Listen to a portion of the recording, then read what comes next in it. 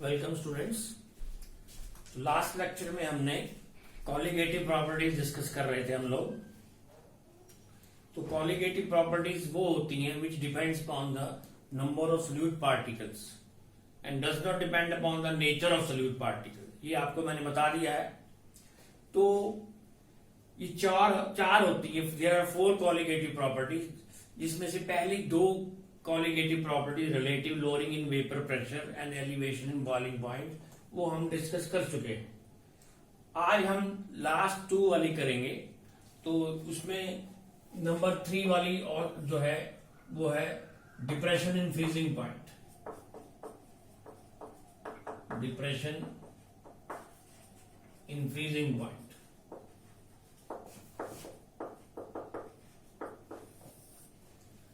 जब किसी सॉल्वेंट में नॉन वोलेटाइल सोल्यूट डाला जाता है तो जो सोल्यूशन बन के तैयार होता है उसका वेपर प्रेशर फॉल कर जाता है।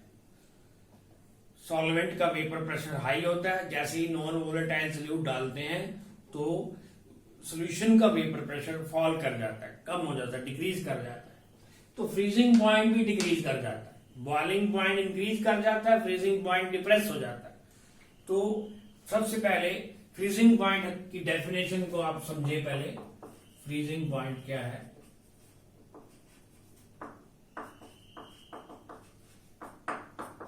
इज द टेम्परेचर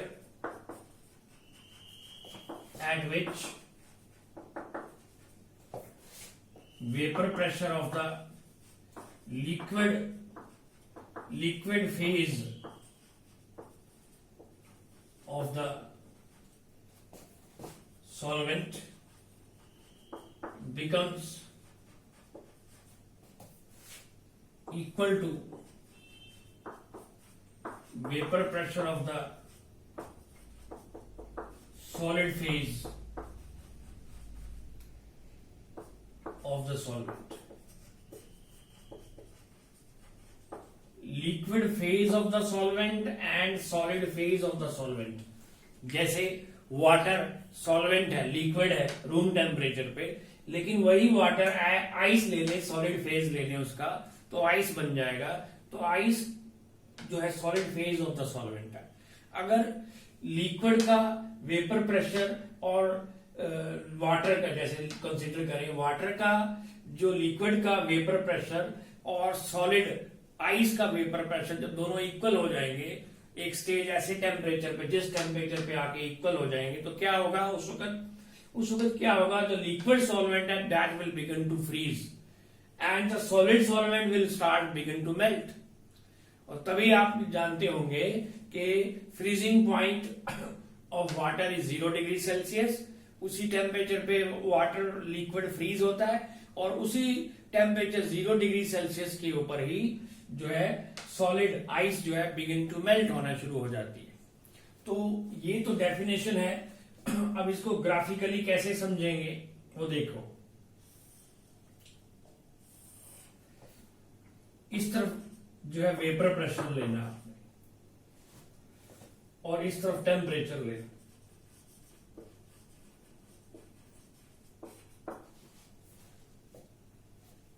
सपोज करें एक रूम टेम्परेचर के ऊपर आपने वाटर लिया, 25 डिग्री सेल्सियस के ऊपर वाटर ले रखा आपने,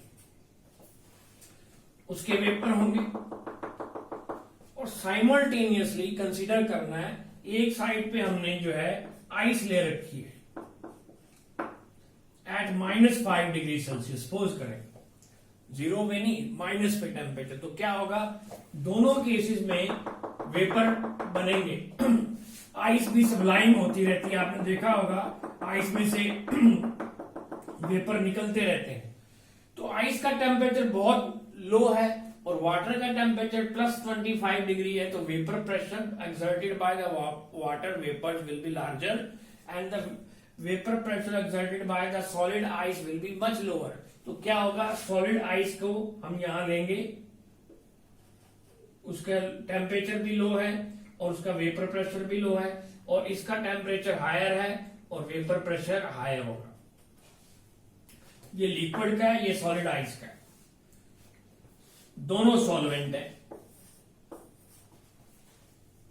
दोनों सॉल्वेंट ले रहे हैं, solid phase of the solvent, liquid phase of the solvent.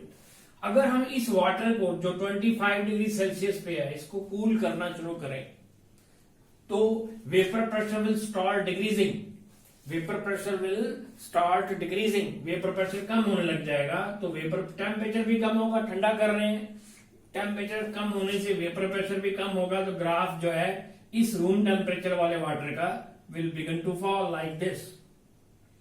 और इस तरफ आइस जो ली है -5 डिग्री सेल्सियस पे जो लिया है वाटर आइस को, सॉलिड आइस को हमने जो लिया है, इसको हीट करना शुरू करें तो इसके वेपर बनने ज्यादा बढ़ जाएंगे। टेम्परेचर -4 से -5 से -4 -3 -2 -1 0 ऐसे जाएगा, तो वेपर प्रेशर सॉलिड आइस का बढ़ेगा, इसका कम हो रहा होगा वाटर का, इसका बढ़ रहा होगा। एक स्टेज ऐसी आएगी कि दोनों का जहां पे इस पॉइंट के ऊपर आके ये लिक्विड सॉल्वेंट है और ये सॉलिड सॉल्वेंट है। जिस टेम्परेचर पे दोनों इक्विलिब्रियम में आ जाएंगे, वेपर प्रेशर इक्वल हो जाएगा, जब आकर the liquid solvent will begin to freeze. तो ये लिक्विड किस पे फ्रीज होगा, ये this will be the freezing point of the T0F हो जाएगा,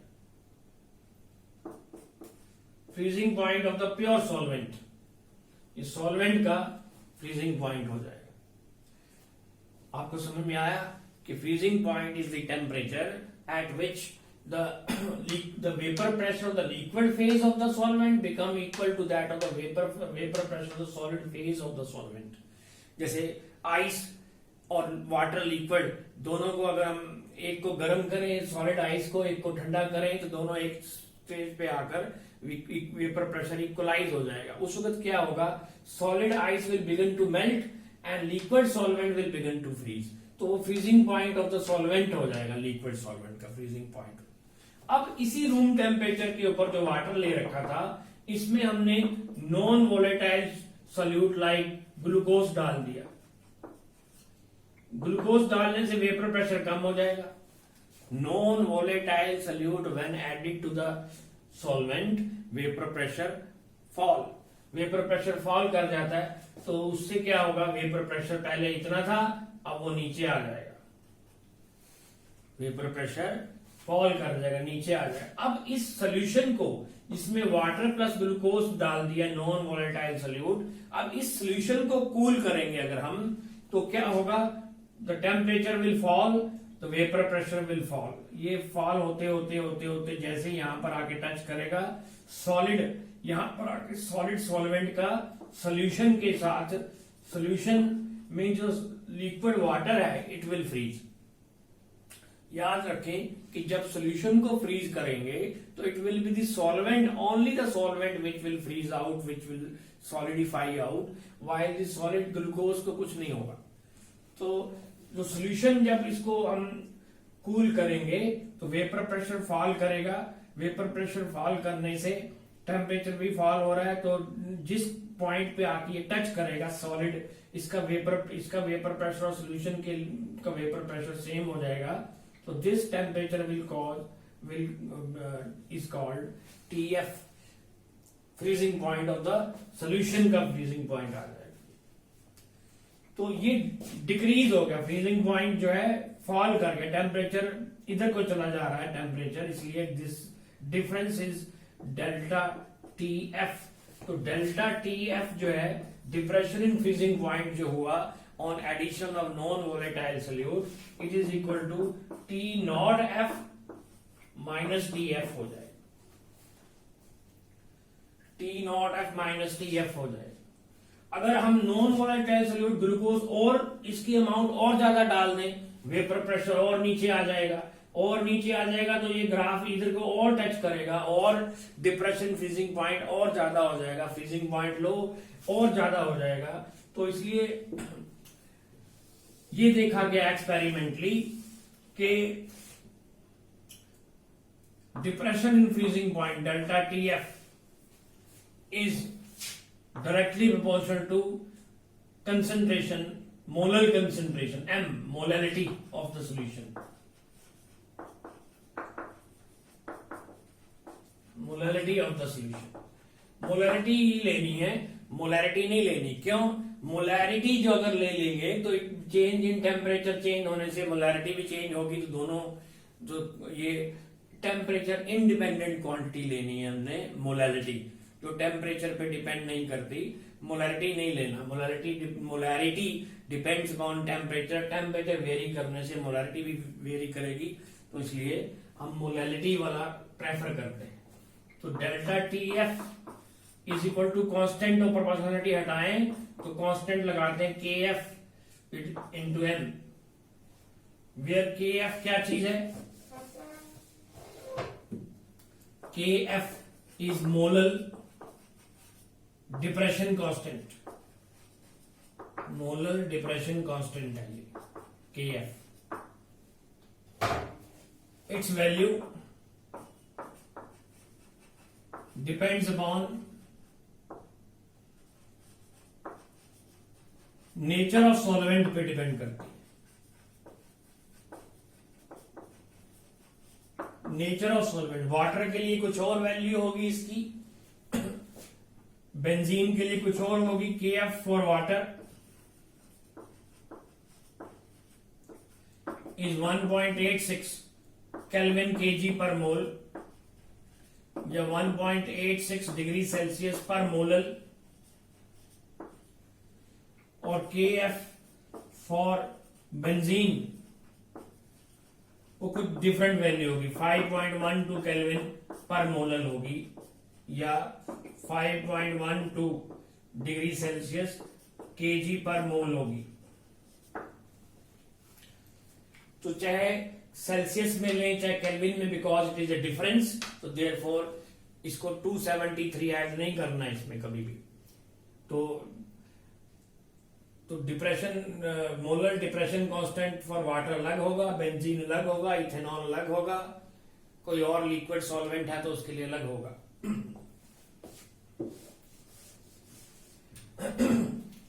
अब मोलर डिप्रेशन कांस्टेंट के एफ की वैल्यू क्या सिग्निफाई करती है कि when m is equal to 1, that is when the solution is 1 molar, 1 molar कोई non volatile solute, 1 molar glucose, urea, sugar का कोई 1 मोलर सोल्यूशन ले लें, तो देन उस वक्त जितना डिप्रेशन फ्रीजिंग पॉइंट नोट करेंगे एक्सपेरिमेंटली हम, तो delta T F will be equal to K F into M 1 आ जाएगा। तो K F will be equal to delta T F के बराबर होगा। जितना depression freezing point experimentally note किया जाएगा फॉर गिवन सॉल्वेंट के लिए, तो वो के एफ की वैल्यू होगी। तो वो के एफ की वैल्यू होगी। फॉर एग्जाम्पल जैसे 1 kg वाटर एक बीकर में रखे हैं अगर हम, तो कितने पे फ्रीज होगा वो? तो 0 डिग्री सेल्सियस पे फ्रीज होगा। Water always freeze at 0 degree Celsius. तो अगर इसमें 1 मोल ग्लूकोज डिसॉल्व कर दें इन 1 kg सॉल्वेंट में 1 मोल, तो सोल्यूशन क्या बन जाएगा? 1 मोलल बन जाएगा। तो उस वक्त वेपर प्रेशर फॉल कर जाएगा और फ्रीजिंग पॉइंट में डिप्रेशन आ जाएगा। कितना डिप्रेशन आएगा? That will delta T F की वैल्यू किसके बराबर होगी? 1 मोलल जब होता है तो के एफ के बराबर होगी। कितनी आएगी? 1.86 डिग्री सेल्सियस पर मोलल। ये वाटर के लिए आएगी, फॉर वाटर। और अगर वाटर की जगह पे 1 kg हम बेंजीन लेते हैं, बेंजीन का जितना भी फ्रीजिंग पॉइंट होगा, बेंजीन का, तो उसमें अगर 1 मोल नॉन वोलेटाइल सॉल्यूट डाल दें तो depression freezing point delta T F कितना आएगा? जो है बेंजीन के केस में it will B 5.12 degree Celsius या केल्विन पर मोलल आ जाएगा। मतलब कि 1 kg बेंजीन में 1 मोल कोई नॉन वोलेटाइल सॉल्यूट डिसॉल्व कर दें अगर हम, तो देन फ्रीजिंग पॉइंट में बेंजीन के केस में फ्रीजिंग पॉइंट में लो हो जाए, कितना 5 पॉइंट, अपने ओरिजिनल फ्रीजिंग पॉइंट से नॉर्मल जितना बेंजीन का फ्रीजिंग पॉइंट होता है उससे अब वो 5.12 डिग्री लेस पे फ्रीज होगा।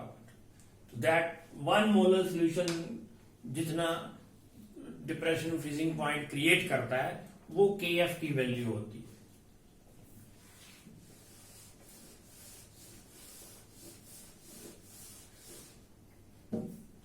Now, determination of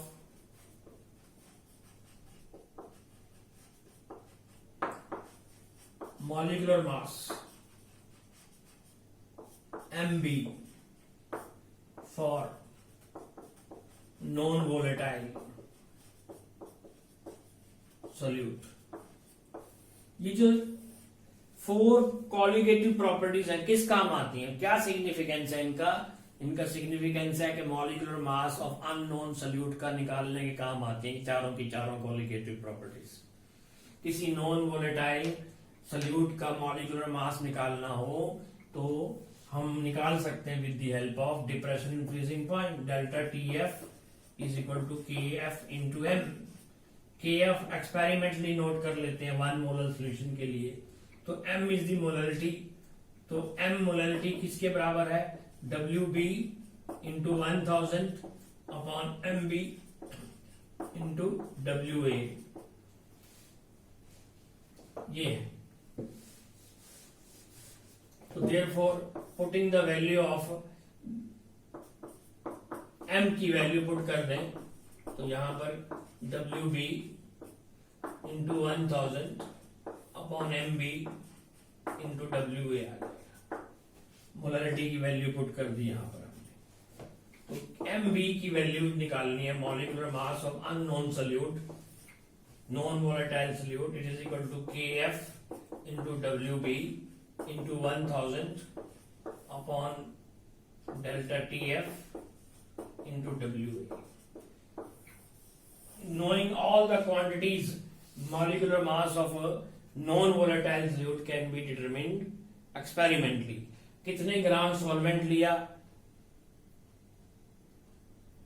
कितने ग्राम सोल्यूट डाला उसके अंदर, ये सारा अगर नोट कर लें, फ्रीजिंग पॉइंट में कितना डिप्रेशन आया एक्सपेरिमेंटली थर्मामीटर से नोट कर लें अगर हम, तो मॉलिक्यूलर KF दे रखा होगा तो molecular mass of non volatile solute निकाल सकते हैं।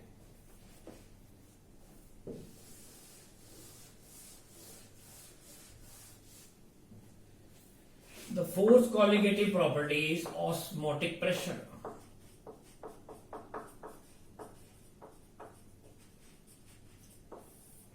ऑस्मोटिक प्रेशर, लेकिन ऑस्मोटिक प्रेशर की टर्म को डिफाइन करने से पहले what is the phenomena of osmosis, क्या होता है? मेडिकल वाले स्टूडेंट्स को थोड़ा पढ़ रखा है इन्होंने कंसेप्ट में, ऑस्मोसिस क्या होता है, या पहले आपने हो सकता है पहली क्लासेस में, लोअर क्लासेस में इसका कोई डेफिनेशन पढ़ रखी है। ऑस्मोसिस क्या होता है? Osmosis is the phenomena of flow of solvent particles from lower concentration of solution to higher concentration of solution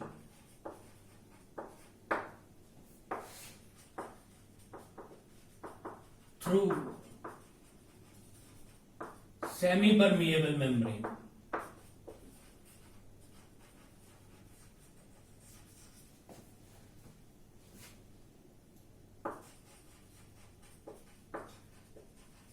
semi permeable membrane एक एनिमल मेम्ब्रेन या प्लांट मेम्ब्रेन होती है जो अलाउ करती है only the solvent particle to pass through it, it does not allow the solute particle to pass through it. Semi-permeable membrane allow only the solvent particle to pass through it and does not allow the solute particles to pass through it। तो osmosis phenomena क्या है, देखो जरा ध्यान से कि अगर हम कंसीडर करें एक ऐसा वेसल जिसमें which is separated by semi permeable membrane से सेपरेट है, तो इसमें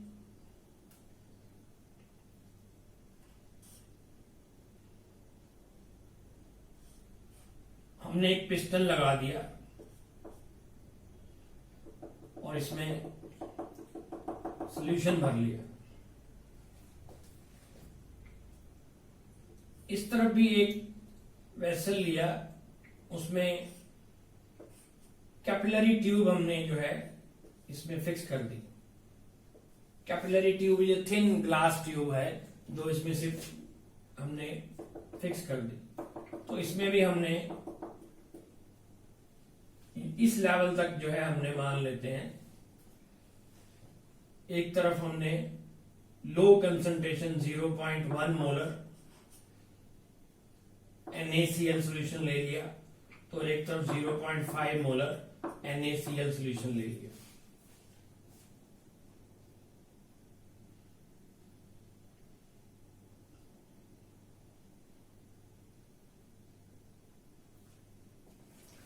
अब क्या करना है हमने कि आप देख रहे हैं ये सेमी परमीबल मेम्ब्रेन है, डॉटेड लाइन से रिप्रेजेंट कर रहे हैं हम लोग। तो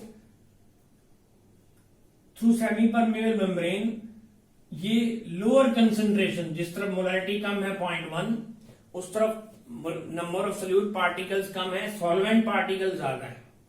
सॉल्वेंट की कंसंट्रेशन ज्यादा है या सोल्यूशन की कम है, तो lower concentration of solution to higher concentration of solution की तरफ कौन फ्लो करेगा? वाटर। सॉल्वेंट वाटर फ्लो करने लग जाएगा, इस तरफ मूव करेगा। उससे क्या होगा कि यहां पे जो लेवल है वाटर का वो फॉल करने लग जाएगा। जो वाटर का लेवल इस ट्यूब तक हमने फिल कर रखा था वो धीरे धीरे फॉल करेगा। तो this flow of solvent particles through semi-permeable membrane from lower to higher concentration of solution is called osmosis। तो ऑस्मोटिक प्रेशर क्या होता है? अब ऑस्मोटिक प्रेशर को मेजर करने के लिए क्या करते हैं हम वाटर के लेवल को यहीं पर इसी लेवल तक रखना चाहते हैं।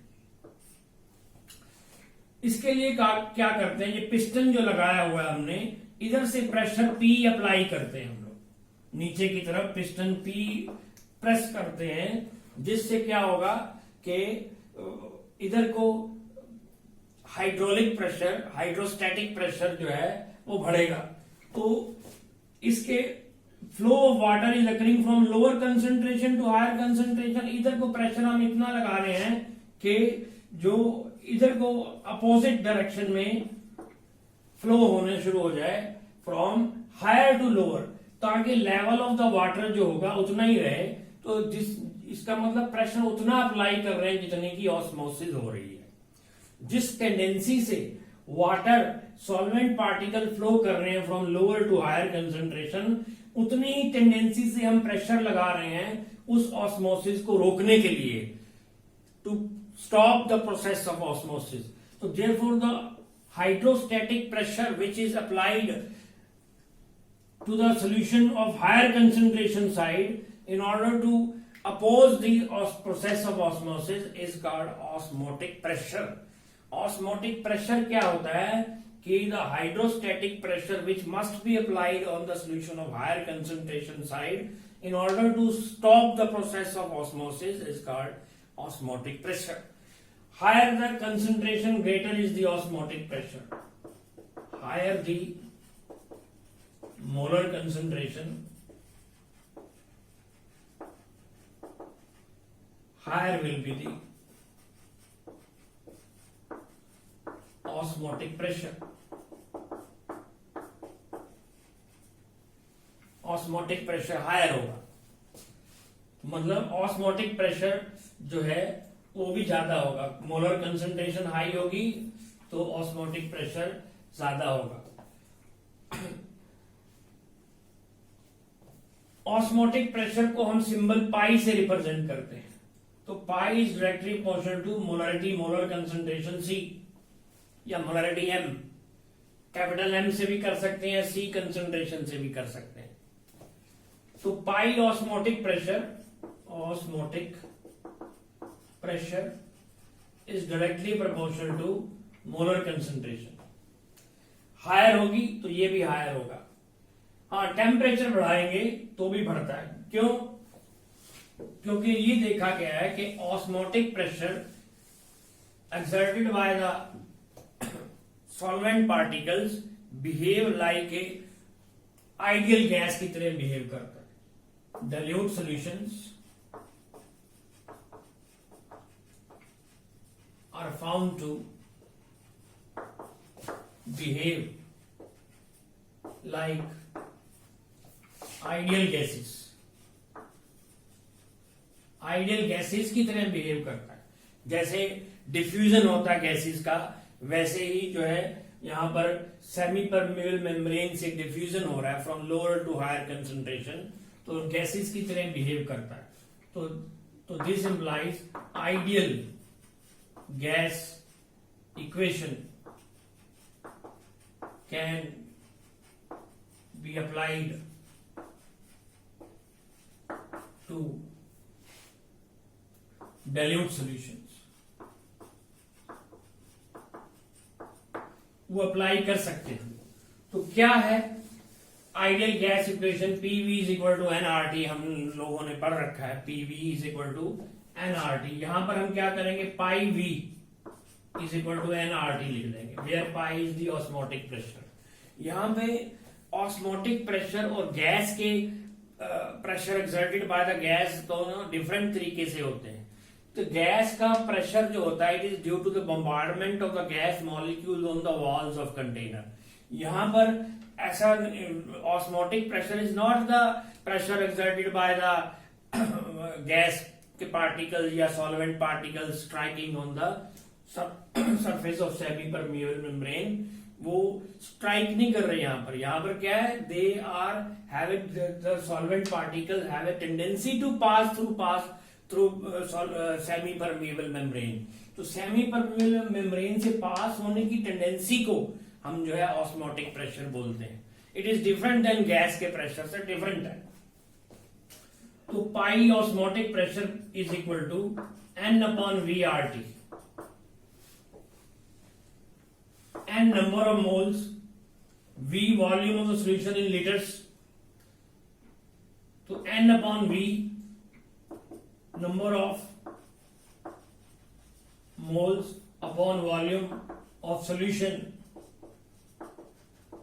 in liters में लें अगर हम, तो this is equal to molar concentration, molarity C, N upon V is equal to C बन जाएगा।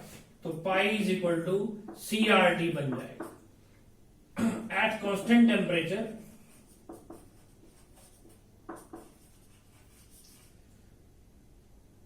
पाई is directly proportional to C।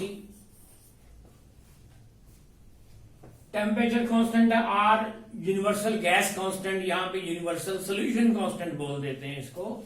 तो CRT वैल्यू जो गैस कांस्टेंट की होती है, मैग्नीट्यूड वैल्यू वही, यहां पर भी सोल्यूशन की वैल्यू वही लेनी है।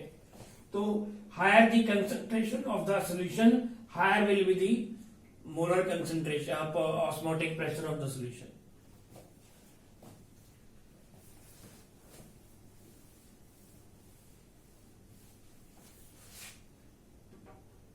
यहां पर R की वैल्यू जो है वो 0.0821 लीटर एटमोस्फियर पर केल्विन पर मोल ले लेंगे,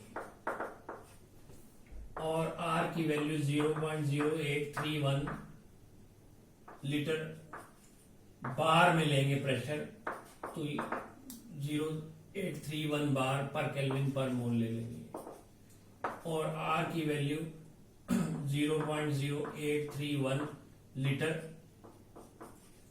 बार, 1 bar is equal to 10⁵ pascal पर केल्विन पर मोल ले लेंगे। तो R की वैल्यू 8.31 इंटू 10⁵ लीटर पास्कल पर केल्विन पर मोल ले लेंगे।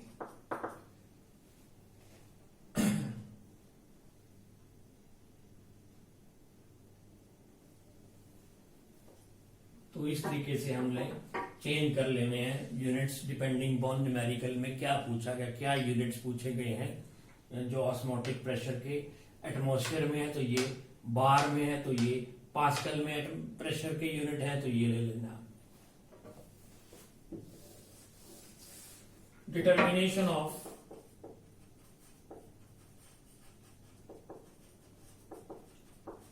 molecular mass of non-volatile solute.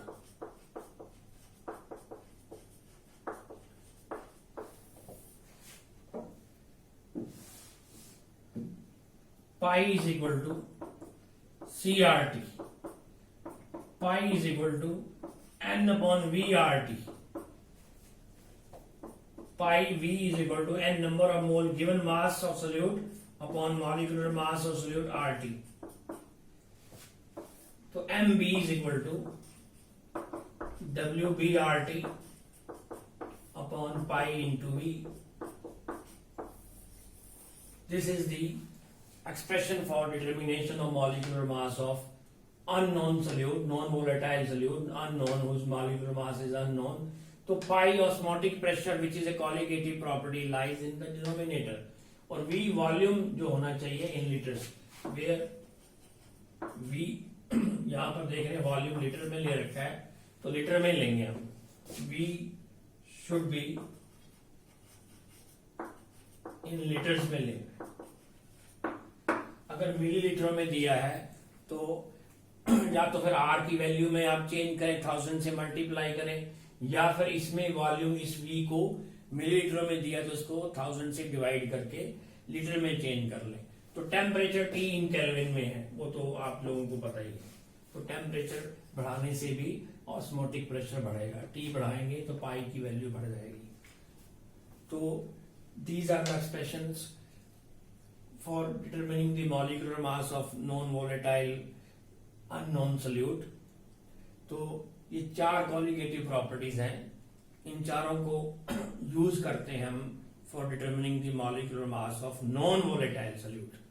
तो ये 4 कॉलिगेटिव प्रॉपर्टीज के ऊपर न्यूमेरिकल आते हैं। न्यूमेरिकल कुछ तो काफी सिंपल होते हैं जिसमें ये वैल्यूज दे रखी होती हैं, आपने सिर्फ यूनिट्स को चेंज करना होता है।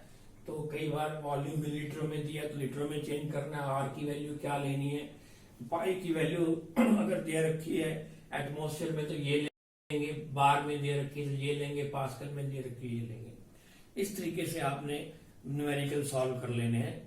तो आज का टॉपिक हम इतना ही डिस्कस करेंगे। तो मेरी आपसे बच्चों रिक्वेस्ट है कि आप जो है मेरे चैनल को सब्सक्राइब करें और जो अपना ज्यादा से ज्यादा स्प्रेड करें, शेयर करें, लाइक करवाएं। तो तब तक के लिए, अगले लेक्चर के लिए तब तक जो है गुड बाय, थैंक यू।